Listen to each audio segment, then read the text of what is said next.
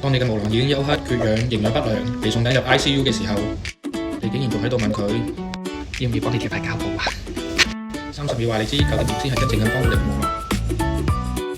你用緊嘅防脫洗頭水冇可能就係嗰塊膠布啦，佢可以幫你清潔表面嘅油脂，令到你嘅頭髮暫時蓬鬆。但毛囊深層嘅萎縮、發炎、微循環斷裂，佢一啲都幫唔到手。你每日洗頭其實係完成緊一個儀式，我冇放棄自己。但係當儀式結束，照樣係成身都係頭髮，因為90%嘅洗頭水成分子太大，連最外層嘅角質都穿透唔到。你嘅毛囊喺底層深到休克緊，你仲喺最外邊一層拖緊地，屈勢都唔會生翻棵樹出嚟嘅。真正嘅急救需要納米級嘅特種部隊，細過毛孔500倍，直送到毛囊根部，完整休眠毛囊重建微循環，唔係表面清潔，係細胞級嘅抗生。呢個先係 ICU 級別嘅急救方案，再係俾塊膠布佢安慰佢。關注我，同埋分享俾你覺得有需要嘅人。下集我哋講下生化帽究竟係咪智商稅？